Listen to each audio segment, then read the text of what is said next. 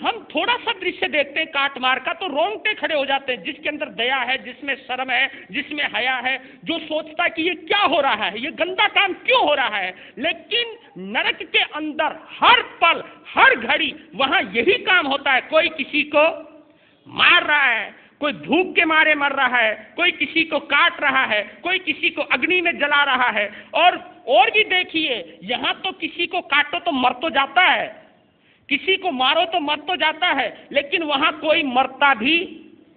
वहां आदमी का शरीर पारे की तरह होता है। बेकरीय शरीर जो होता है उसकी उपमा पारे की शरीर से दी है। पारा, पारा समझ गए कि पारे को फोड़ दो, बिखेर दो और फिर उसे मिला दो तो आपस में फिर मिल जाता है। तो वहां टुकड़े टुकड़े भी कर दो शरीर के, फिर दोबारा मिला देते परमाधर्मी देव, फिर दोबारा उनको फिर वही रूप, तो वही चलता रहता है। तो ये नरक के लक्षण अगर हमारे अंदर ये लक्षण हैं तो लगता है कि कहीं ना कोई रिलेशन, कोई ना कोई संबंध हमारा नरक से जुड़ा हुआ है। चिंतन अवश्य कीजिएगा। बाहर के लक्षण बड़े महत्वपूर्ण होते हैं, क्योंकि आपने देखा होगा जो बंदा अंदर से बीमार है उसके चेहरे की रौनक बोलो खत्म हो जाती है। जो बीमारी है अंदर, और कुछ बीमारी तो ऐसे होते हैं कि आदमी को निचोड़ करके रख देते हैं, कुछ बीमारी तो ऐसे होते हैं आदमी को सुखा करके रख देते हैं, कुछ बीमारियां तो ऐसे होते हैं कि आदमी का हड्डियों का ढांचा ही दिखाई देने लगता है। आदमी भोजन का रह जाता है कि हैं तू ऐसा हो गया, ऐसी स्थिति हो जाती है। तो उसकी बाहर की ये दशा देख करके आपको एक अंदाजा लग जाता है कि लगता है ये किसी न किसी बीमारी से, और वो भी बीमारी वो जो जानलेवा है, वो बीमारी जो खून चूस रही है, वो बीमारी जो अंदर रोग निरोधक शक्ति को या क्षमता को नष्ट कर रही है। तो बाहरी शरीर से अंदर की बीमारी का पता चल जाता है। तो वही वाली बात कह रहा हूं, न जार जातस्य ललाट श्रृंगम कुले प्रसूतस्य न पानी पद्मम यदा यदा मंचति वाक्यवानम तदा तदा जाति कुल प्रमाणम। यानी बाहर को देखकर अंतर की पहचान, व्यवहार इतना महत्वपूर्ण होता है। Behaviour is the mirror of the life. जो बिहेव है, आपका बिहेवियर है, ये एक मिरर है, ये एक दर्पण है, वो भी आपकी जिंदगी का आईना है। क्योंकि जो अंतर में है वो बाहर प्रकट हुए बिना नहीं रहता है।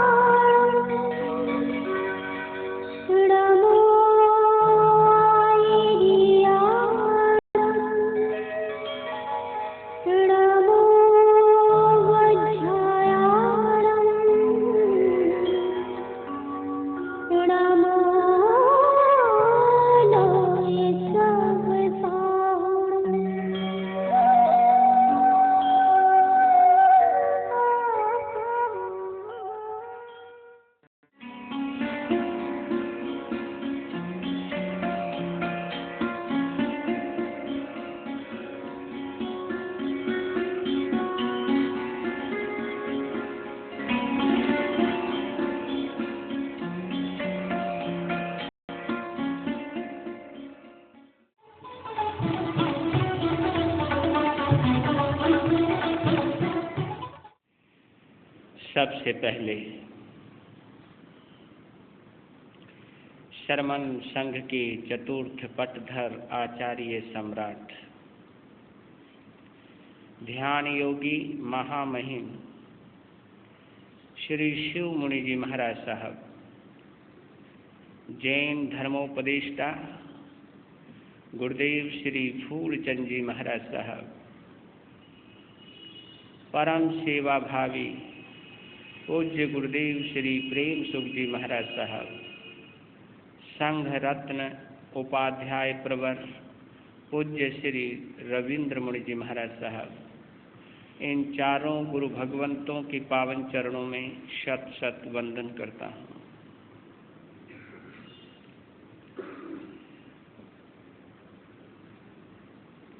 हमारे दोनों प्रिय मुनिराज एवं उपस्थित धर्म प्रेमी बंधुओं, माताओं तथा बहनों, आप सभी का श्री पुप्त भिक्षु दरबार में हार्दिक स्वागत करता हूँ।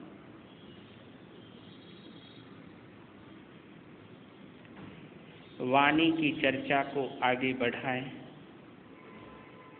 उससे पहले स्वयं को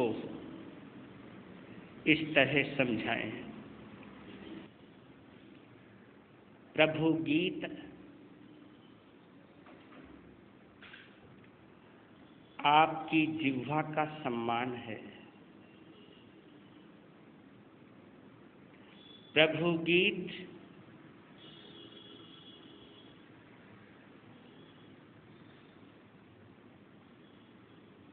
आपकी जिह्वा के लिए वरदान है।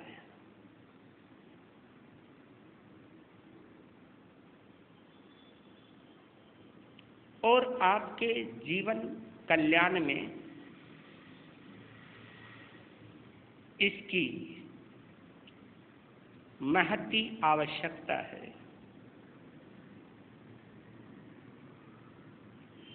वाणी के 8 गुण, उन पर चर्चा चल रही है।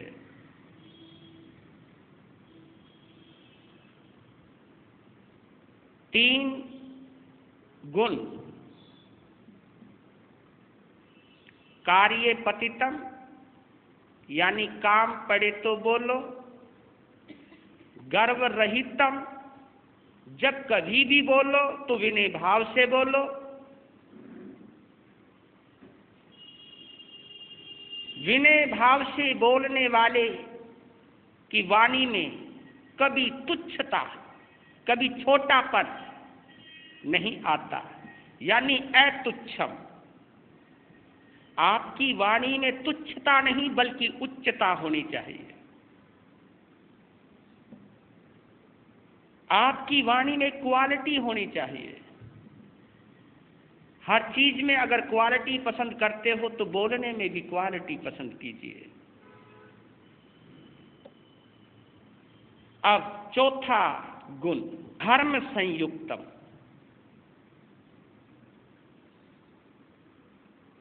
और पिरोया है इन्होंने, गुणों की बड़ी सुंदर संयोजना है। ये बड़ा सुंदर अनुक्रम है। ये बड़े क्रम से बांधा है इन गुणों को। अतुच्छम के बाद धर्म संयुक्तम,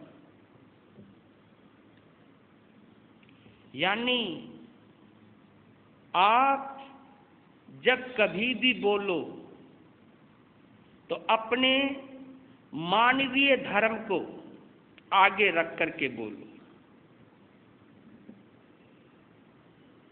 अपनी मानवता को अपने समक्ष रख करके बोलो।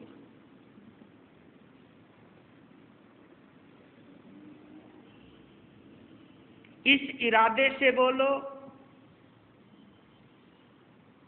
कहीं मेरे बोलने से धर्म का नाश तो नहीं हो रहा, धर्म की हीलना तो नहीं हो रही, धर्म की अवहेलना तो नहीं हो रही, धर्म की असाधना तो नहीं हो रही, धर्म का अपमान तो नहीं हो रहा। ये सोच के बोलो। जो इस इरादे से बोलता है उसकी वाणी धर्मयुक्त होती है। जो इतने होश में बोलता है उसकी वाणी में एक गजब की गरिमा होती है। उसकी वाणी बड़ी महिमाशील होती है।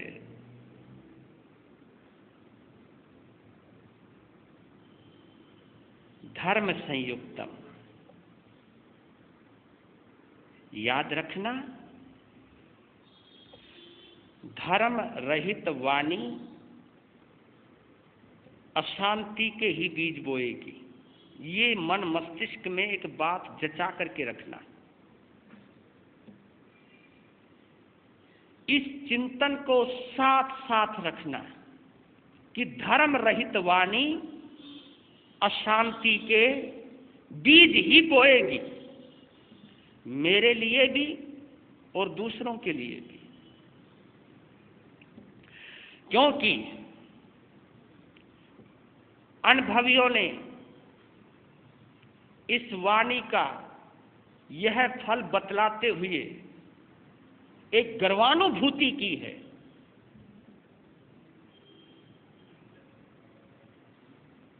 वाणी की गौरवशाली या गरिमापूर्ण परंपरा का उल्लेख करते हुए स्पष्टतः बिल्कुल क्लियर एक बात कही कि तुम्हारी वाणी में इतनी ताकत है, इतनी ताकत है कि तुम वाणी के जरिए अपने परमात्मा से मिल सकते हो। किससे मिल सकते हो? परमात्मा से मिल सकते हो अपनी वाणी के जरिए। जब आपकी वाणी धर्ममय होती है, जब आपकी वाणी प्रभुमय होती है, जब आपकी वाणी भक्तिमय होती है, जब आपकी वाणी परमात्मामय होती है, परमात्मा में लीन होती है, परमात्मा से जुड़ी हुई होती है, परमात्मा में डूबी हुई होती है, तो उस वाणी का यह प्रभाव होता है, यह प्रभाव होता है कि आपके दिल के तार प्रभु से जोड़ देती है। उसकी कितनी अनूठी अनुभूति है, उस अनुभूति के निकट ले जाती है, उस अनुभूति का अनुभव कराती है आपकी वाणी। और आपको एक बात और बतला रहा हूं, ये जो आपकी जिह्वा है ना, इसको एक और उपमा दी है। वो उपमा बड़ी लाजवाब है। आप जब कभी किसी की वाणी से प्रभावित होते हो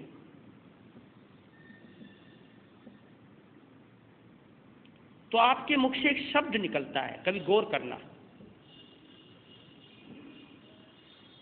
जब तुम सुनते सुनते भावुक हो जाते हो, रोमांचित हो जाते हो या उत्साहित हो जाते हो,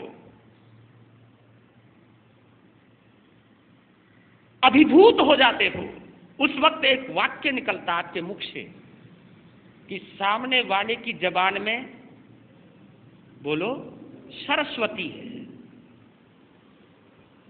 साक्षात सरस्वती का वास है।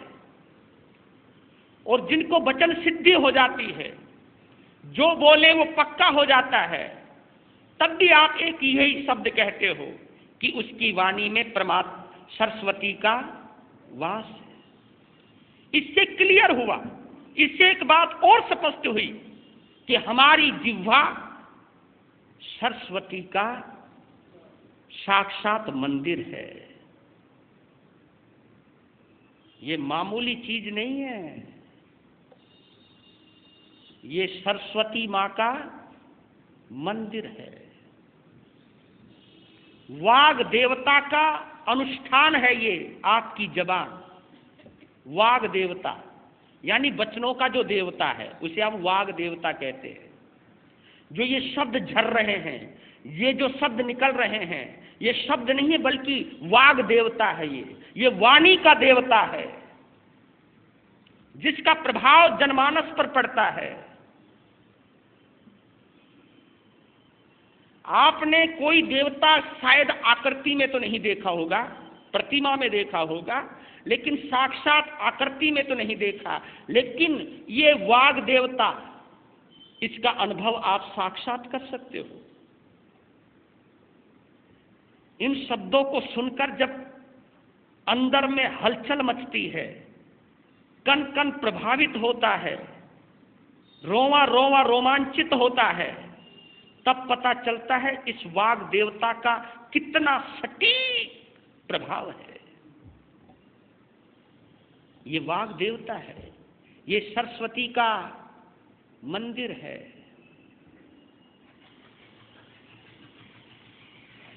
अगर ये बात नहीं होती तो तैत्तिरीय एक उपनिषद है, तैत्तिरीय एक उपनिषद है। उस उपनिषद में इस वाणी की महिमा को समझते हुए, इस जबान की कीमत को जानते हुए वहां एक प्रार्थना आई है, एक रिक्वेस्ट आई है, एक अंतर मन के स्वर उभरे हैं। कौन से? कि तैत्तिरीय उपनिषद में, तैत्तिरीय उपनिषद का ऋषि प्रार्थना करते हुए अपने परमात्मा के समक्ष एक अरदास कर रहा है, एक प्रार्थना कर रहा है, एक रिक्वेस्ट कर रहा है कि हे प्रभु, जिह्वा में संयुक्ता, जिह्वा में मधु संयुक्ता। बड़ा प्यारा संबोधन, जिह्वा में मधु संयुक्ता। हे प्रभु, हे मेरे परवरदिगार, हे मेरे दिल के बादशाह, एक ही प्रार्थना है तेरे चरणों में, जिह्वा में मधु संयुक्ता। मेरी जिह्वा को, जिह्वा में यानी मेरी, जिह्वा यानी जिह्वा यानी जीभ, जिह्वा में मधु संयुक्ता यानी मेरी जिह्वा को मिठास से जोड़ दो, मधुरता से जोड़ दो। मधु संयुक्ता, मधु यानी शहद जैसी मीठी बना दो, क्योंकि जितनी मिठास होगी इस जबान में, जितनी मधुरता होगी इस वाणी में, वाणी की मधुरता, जबान की मिठास मुझे आपके पास लेकर चलेगी, मुझे आपके निकट ले जाएगी, मुझे आपके नजदीक ले जाएगी।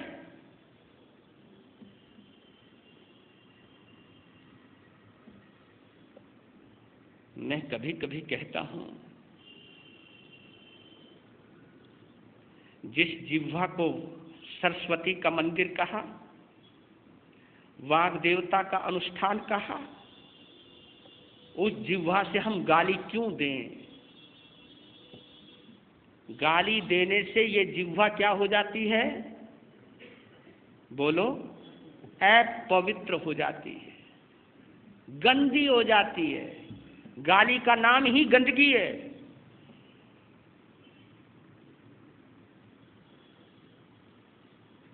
और गंदगी आदमी को पसंद नहीं, परमात्मा को तो क्या पसंद होगी।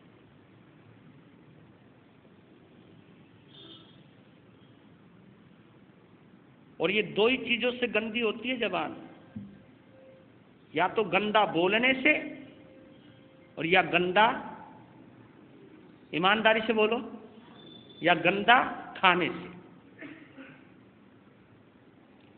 गंदा बोलने से भी ये जबान गंदी होती है, तो गंदा खाने से भी जबान गंदी होती है। अगर हम तमाकू खावें, हम गुटखा खावें, हम मांसाहार करें, हम शराब पीवें, सड़ा हुआ पानी पीवें, गंदी चीजें खाएं, इन गंदी चीजों से भी ये जबान अपवित्र होती है, इसकी पवित्रता भंग होती है, इस जबान का कुंवारापन नष्ट होता है, इसकी कोमलता, इसकी मधुरता, इसकी पावनता सब कुछ नष्ट हो जाती है। क्योंकि गंदा वही खाएगा जो निर्दयी होगा, सीधी सी बात है। जिसमें दया भाव नहीं वो गंदा खाएगा, और जिसमें दया भाव नहीं वो गंदा बोलेगा। जिसमें दया नहीं वो गंदा खाएगा, जिसमें प्रेम भाव नहीं वो गंदा बोलेगा, जिसमें प्रेम होगा वो कभी गंदा बोल ही नहीं सकता, जिसमें दया होगी वो कभी गंदा नहीं बोल सकता।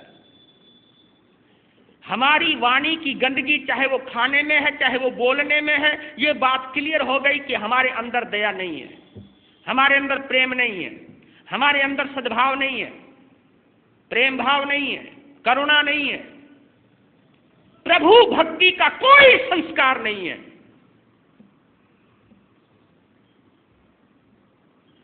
तो ये चीज हमें अवश्य सोचनी चाहिए। जब कभी भी हम निंदा करते हैं तो वाणी की मधुरता, वाणी की पवित्रता तुरंत नष्ट हो जाती है।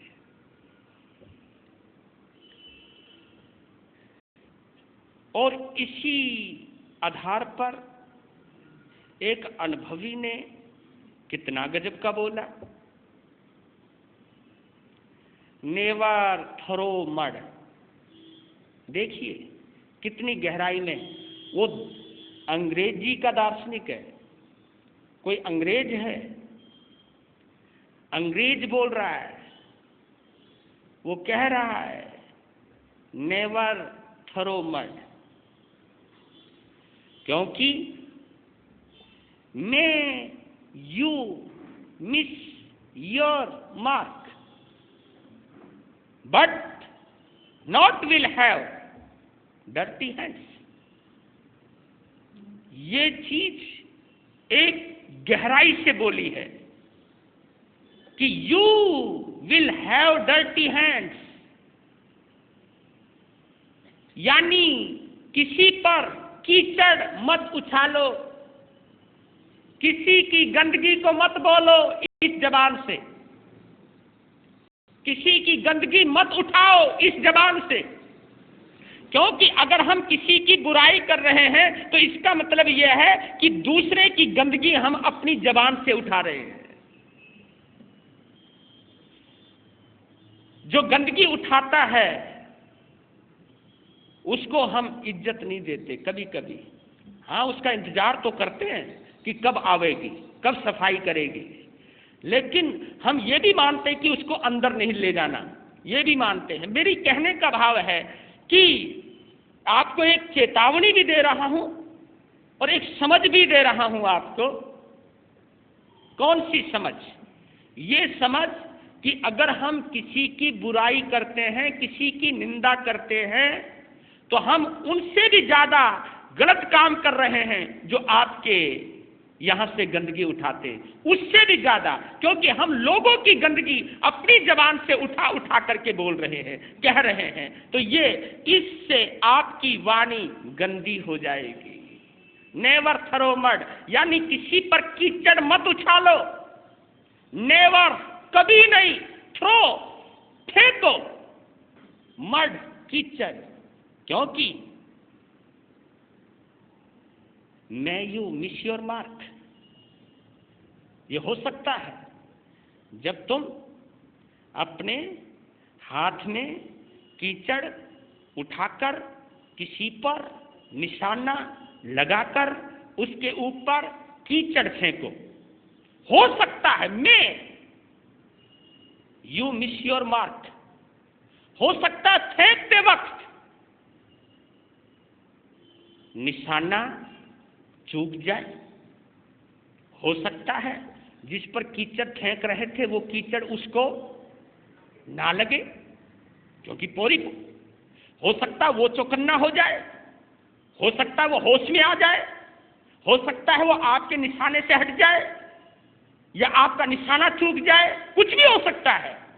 ये पॉसिबिलिटी है कि तुम जिसको निशाना बनाकर मारो उस पर लगे या ना लगे, इसकी कोई गारंटी नहीं। लेकिन एक बात निश्चित है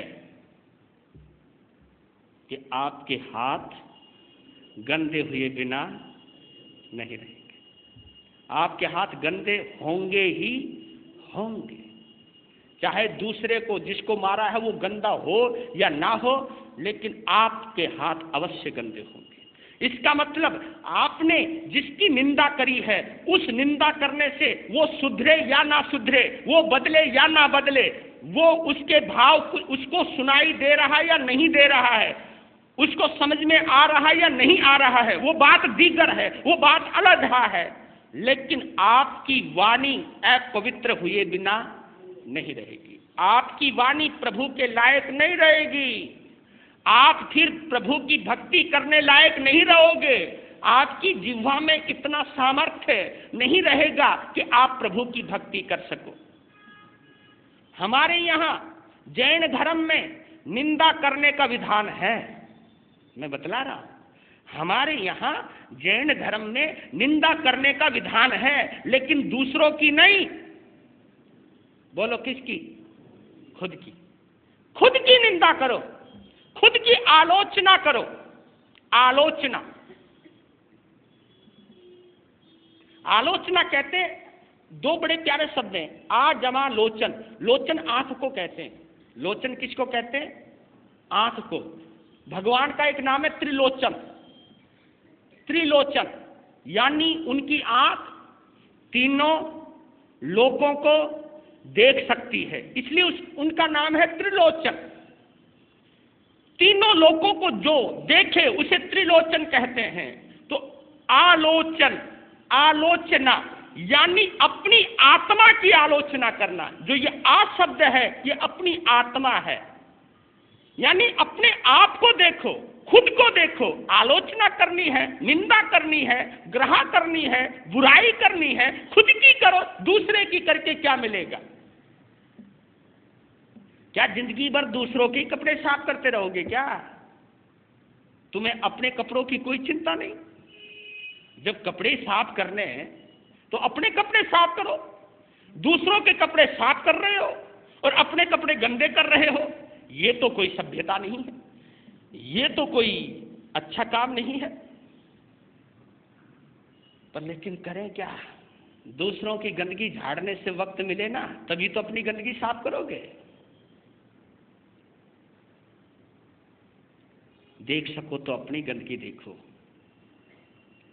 देख सको तो अपना जामा देखो, देख सको तो अपनी गिरबान देखो।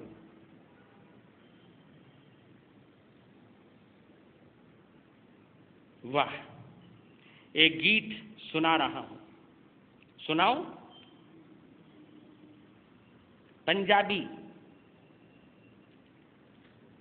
पुट है, सुना होगा पहले भी आपने, दोबारा सुना रहा हूं।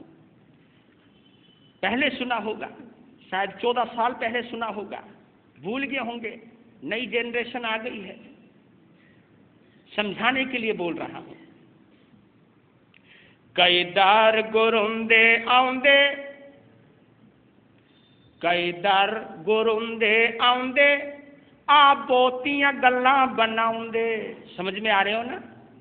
कई दर गुरुंदे आउंदे, कई गुरुओं के चरणों में आते हैं और कितनी बातें बनाते हैं। कई दर गुरुंदे आउंदे, आप बहुतियां गल्लां बनाउंदे, जेड़े इधर उधर दी कहंदे तो समझो मामला गड़बड़ है, मामला गड़बड़ है। कई दर गुरुंदे आउंदे, आप बहुतियां गल्लां बनाउंदे, कई दर गुरुंदे आउंदे, आ बहुतियां गल्लां बनाउंदे, जेड़े इधर उधर दी कहंदे तो समझो मामला, बोलो मामला, दिल से बोलो मामला, मामला, मामला गड़बड़ है। कई घर तो गुरु दे वचन सुनन नू आउंदे ने, गुरु वचनां नू की सुनना अपनी सुनाउंदे ने। कई घर तो गुरु दे वचन सुनन नू आउंदे ने, गुरु वचनां नू की सुनना अपनी सुनाउंदे ने। कई सत्संग दे विच बैठे गप लड़ाउंदे ने, कई सत्संग सुनदे ही सो जाउंदे ने। कई बेट हिसाब नु कर दे, कई बेट हिसाब नु कर दे, सत्संग नु दुकान समझ दे। कई बेट हिसाब नु कर दे, सत्संग नु दुकान समझ दे, जहर लोकी ऐसा कर दे तो समझो मामला मामला मामला गड़बड़ है। कमाल के लोग हैं, बेहिसाब के लोग हैं। कई तो सत्संग सुनते सुनते, अरे नहीं सोने की तो बात छोड़ो, सो जाओ तो अच्छा है, कोई बात नहीं। जो सुनते हैं ना, क्या गजब का हिसाब लगाते हैं। एक बंदे ने कहा कि आपको मालूम है गुरु महाराज, आपके प्रवचन में सीधा हाथ कितने बार हिला था, उल्टा हाथ कितने बार हिला था, आपकी गर्दन आगे कितनी बार आई, पीछे कितनी बार आई, दाएं कितने बार आई, बाएं कितने बार आई। यार तू ये हिसाब लगा रहा था या प्रवचन सुन रहा था? नहीं, मैंने सारा हिसाब लगा के एक नंबर बनाया। क्या बोला उसने? मैंने सारा हिसाब लगा के एक नंबर बनाया और वो नंबर लगाया और उस नंबर के बाद 20,000 रुपए कमाए। गुरु महाराज वो जो कल कथा करी थी, जिस एक्शन में करी थी, वो कथा एक बार, ने कहा हाँ जरूर, तेरे लिए जरूर। मत आप ये सोचिए, कई लोग ये नहीं सोचते कि महाराज क्या बोल रहे हैं, महाराज क्या सुना रहे हैं। हर कोई बंदा अपने मतलब की चीजें निकालने की कोशिश करता है। तो कभी कभी लगता है कि वो सत्संग में आकर के भी अपना हिसाब किताब ही जोड़ रहा है, अपना हिसाब किताब लगा रहा है, अपनी दिमागी कसरत कर रहा है, और वो हिसाब किताब लगा करके कुछ ना कुछ और कर रहा है। जिस सत्संग के जरिए अपने जीवन को बदल सकता था, जिस सत्संग के जरिए अपने जीवन को एक सुधार दे सकता था, एक दिशा दे सकता था, उसी सत्संग के जरिए कभी कभी वो पाप के अंदर चले जाते हैं, कभी गर्त में चले जाते हैं। अगर उनका कहीं गणित गड़बड़ा गया या किस्मत कहीं गड़बड़ा गई, अगर कुछ रिजल्ट गलत आया, फिर वो संतों की निंदा करते हैं, फिर ये कहते हैं कि उस संत में कुछ है ही नहीं। वाह भाई वाह, अगर तुम्हारा काम बन जाए तो संत बढ़िया, और जब तुम्हारा काम ना बने तो संत घटिया। इतनी इमेज, इतना नजरिया, कुछ जची नहीं बात। इसलिए एक बार फिर सोच के बोलो, कई दर गुरुंदे आउंदे आ बोतियां गल्लां बनाउंदे, कई दर गुरुंदे आउंदे आ बोतियां गल्लां बनाउंदे, जेड़े इधर उधर दी कहंदे तो समझो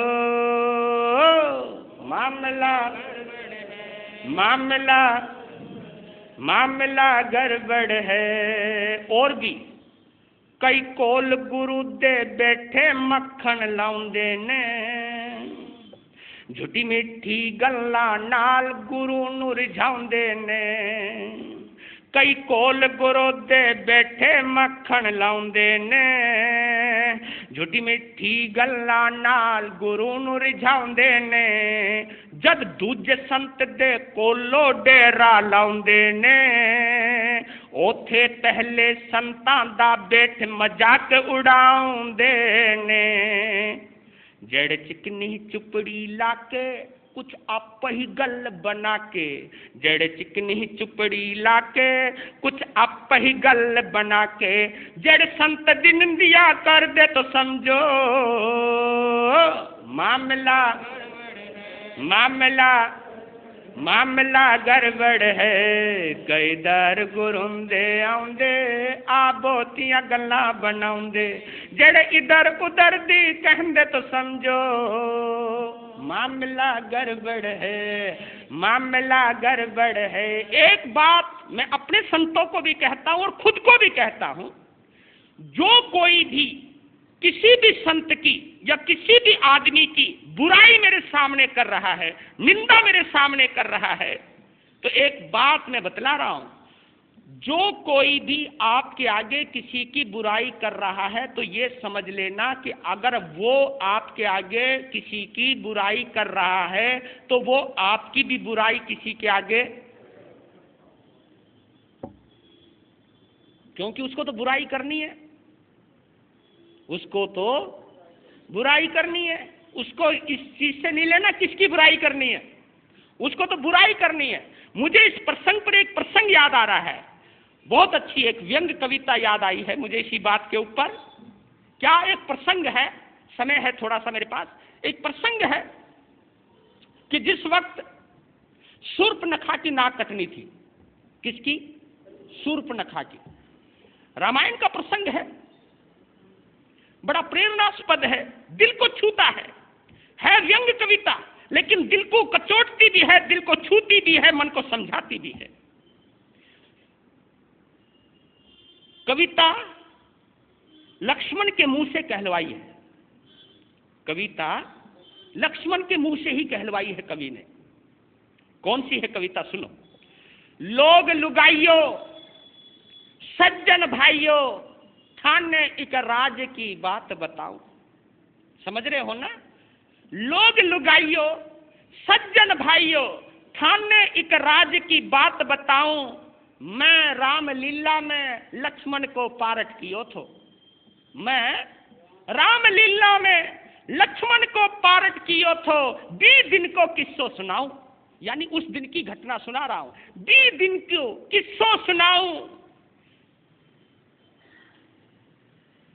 20 दिन यानी उस दिन, 20 दिन मैं अकड़ो अकड़ो या सोचे थो।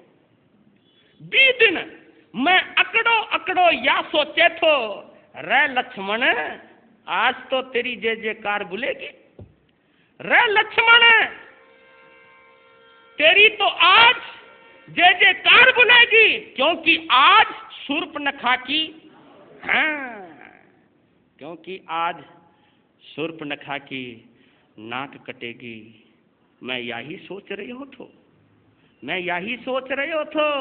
पन तभी तभी स्टेज पर बेलन आयो। ओहो, पन तभी स्टेज पर बेलन आयो। अइया लागो जइया कोई आने से पहले अपनो विजिटिंग कार्ड भिजवावे। अइया लागो जइया कोई अपने आने से पहले विजिटिंग कार्ड भिजवावे। और बालन के पाछे पाछे मारी घरवाली चली आवे। बालन के पाछे पाछे, समझ गए हो कि बेलन कौन फेंकेगा? बालन के पाछे पाछे मारी घरवाली चले आवे। लोगों ने ये सोचा, घरवाली को देखा, क्योंकि घरवाली को जब देखा तो लोगों ने ये सोचा कि शूर्पणखा आ गई। लोगों ने ये सोचा कि शूर्पणखा आ गई। लोगों ने ताली पीटी। ओहो, लोगों ने ताली पीटी और मैंने चुपके से अपनो माथो पीटो। मैंने चुपके से अपनो माथो पीटो। पर्दा के पीछे से, पर्दा के पीछे से डायरेक्टर बोलियो, पर्दा के पीछे से डायरेक्टर बोलियो, रे थारी घरवाली तो साचा नी शूर्पणखा लागे है। थारी घरवाली तो साचा नी शूर्पणखा लागे है। थे इक्की ही नाक काट दो, थे इक्की ही नाक काट दो। मैं बोलिया, वो भी चुपचाप, मैं बोलिया, रे डायरेक्टर काटनी तो दूर, आज तई छुई भी कोनी। काटनी तो दूर, आज तई छुई भी कोनी। बा बोलिया, वो बोलिया, बा बोलिया, थे लक्ष्मण बनो है, थे लक्ष्मण बनो है, नाक तो तेने काटनी ही पड़ेगी। मैं पास खड़ा रामचंद्र जी से बोलिया, मैं पास खड़ा रामचंद्र जी से बोलिया, भाया आज मारी लाज राख दे, भाया आज मारी लाज राख दे, आज तू ही शूर्पणखा की नाक काट दे। भाया आज तू मारी लाज राख दे, तू ही शूर्पणखा की नाक काट दे। बाद में चाहे रावण तुम्हारे से मरवा लिए, बाद में रावण तू चाहे मारे से मरवा लिए, पन वाह क्यों माखी के छाते में हाथ देवे थो। पन वाह क्यों माखी के छाते में हाथ देवे थो। साफ नाट गयो, साफ नाट गयो। समझ रहे हो ना? साफ नाट गयो। मैं तुलसीदास को कोसने लग गयो, मैं तुलसीदास को कोसन लाग्यो, रे तुलसीदास तू तो रामायण लिखकर चलो गयो हैं? तू तो रामायण लिखकर चलो गयो, पर मारी जान में तो महाभारत खड़ी कर दी, पर मारी जान में तो महाभारत खड़ी कर दी। रे तुलसीदास लक्ष्मण के तेरे दुश्मन लागे थो हैं? लक्ष्मण के तेरो दुश्मन लागे थो, जो सगलो काम तो रामचंद्र जी से करायो, जो सगलो काम तो रामचंद्र जी से करायो, और नाक लक्ष्मण से कटवाई हैं? के मैं तेरो दुश्मन लागे थो, के लक्ष्मण तेरो दुश्मन लागे थो, पण कोसबा से के होनो थो, पण कोसबा से यानी कोसने से, पण कोसबा से के होनो थो। मैं डर के मारे थर थर कांपने लाग्यो, मैं डर के मारे थर थर कांपने लाग्यो। लोगों ने ये सोची मैं गुस्से के मारे कांपू, लोगों ने ये सोचा कि मैं गुस्से के मारे कांपू हूं। लोगों ने ताली पीटी, पर ताली पीटबा से के होनो थो, पर ताली पीटने से पीटबा से के होनो थो। पर्दा के पीछे से ओंजू डायरेक्टर बोलियो, रे लक्ष्मण जी इब थे अकड़ कर कहो, जी थे इब यानी तुम, अब कड़क कर कहो, रे रावण की बहन शूर्पणखा दूर हट जा वरना मैं तेरी नाक काट लूंगा। यानी तू ये डायलॉग बोल, रे रावण की बहन शूर्पणखा दूर हट जा वरना मैं तेरी नाक काट लूंगा। पन मारे में किसी कड़क धरी थी, पन मारे में किसी कड़क धरी थी, और किसा डायलॉग याद रहे था, किसा डायलॉग याद रहे था। मैं तो सगला डायलॉग भूल के या बोले, मैं तो सगला डायलॉग भूल के या बोलिया, रे कल्लू की मां, रे कल्लू की मां मैं थारो इकलौतो खसम लागू हूं, मैं थारो इकलौतो खसम लागू हूं। आज तू ही मारी लाज राख दे, आज तू ही मारी लाज राख दे, मारे से नाक कटा ले, चाहे घर में जाके मारी गर्दन काट लियो, मारी लाज राख दे। आज तू मारे से नाक कटा ले, घर में जाके तू चाहे बेशक मारी गर्दन काट लियो। पन मारी घरवाली के तो चंडी चढ़ी हुई थी, पन मारी घरवाली के तो चंडी चढ़ी हुई थी। वाने यानी उसने, वाने मारी नाक काट दी, वाने मारी ही नाक काट के लहू लुहान कर दी। और लोगों ने ताली पीटी, लोगों ने ताली पीटी, क्योंकि लोगों ने तो नाक कटने से मतलब थो, लोगों ने तो नाक कटने से मतलब थो, चाहे शूर्पणखा की कटो, लोगों ने तो नाक कटने से मतलब थो, चाहे शूर्पणखा की कटे, चाहे लक्ष्मण की कटे। रे भाया मैं तो नाक कटा के घराने आया, लक्ष्मण बोल लिया, रे भाया मैं नाक कटा के घराने आया, और आके या सोची, और आके या सोची, देश में यानी इस देश में यही हो रही है, देश में यही हो रही है। आज जे की नाक कटनी चाहिए वह की तो कटे को नहीं, जे की नाक कटनी चाहिए बेकी तो कटे कोनी, और जिसकी रहनी चाहिए बेकी रवे कोनी। आज भी शूर्पणखा लक्ष्मण की नाक काटे है, आज भी शूर्पणखा, ये बहुत गजब की पंक्ति है, इसके ऊपर गौर करना, इसके ऊपर ध्यान देना। आज भी शूर्पणखा लक्ष्मण की नाक काटे है, और यह जनता यूं ही ताली बजावे है।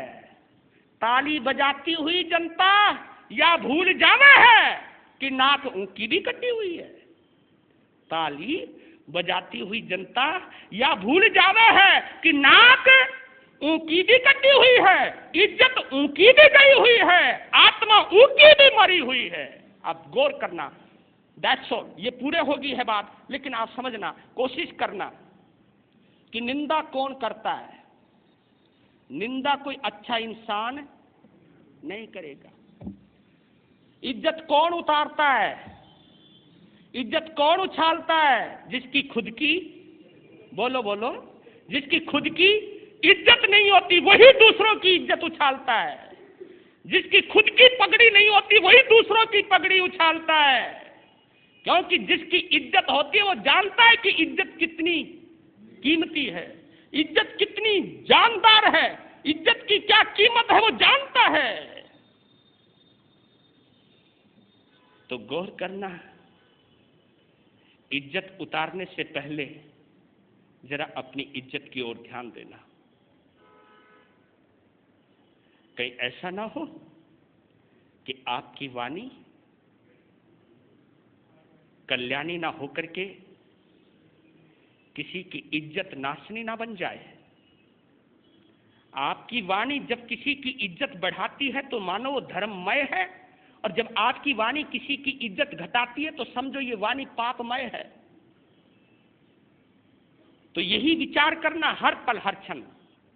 जो गम किसी को हमने दिए वो गम तो हमको लेने पड़ेंगे। जो गम को हमने दिए, आ जाओ वापिस आ जाओ। जो गम किसी को हमने दिए वो गम तो हमको लेने पड़ेंगे। भले का भला बुरे का बुरा नतीजा मिला करता है। करके बुरा और चाहे भला ये हरगिज नहीं हो सकता है। जो कर्ज हमने ले लिए वो कर्ज तो हमको देने पड़ेंगे, लेने पड़ेंगे, लेने पड़ेंगे, लेने पड़ेंगे, लेने पड़ेंगे। क्या जो गम किसी को हमने दिए वो गम तो हमको लेने पड़ेंगे। याद रखना, ये छोटा बड़ा, ये बड़ा छोटा, ये भेद रेखा खिंचती है क्यों? दिल से मिटा ये भेद रेखा, आत्मा तेरी यूं गिरती है क्यों? इस राग द्वेष के लिए कितने जन्म हमको लेने पड़े, लेने पड़ेंगे, लेने पड़ेंगे, लेने पड़ेंगे, लेने पड़ेंगे। क्या जो गम किसी को हमने दिए वो गम तो हमको लेने पड़ेंगे। सब कुछ भुलाकर दिल में बसा प्रभु प्रेम को बदल जिंदगी मेरे भोले सजन। प्रेम करुणा काले शरणा निकाल गंदगी मेरे भोले सजन। उसका प्रेम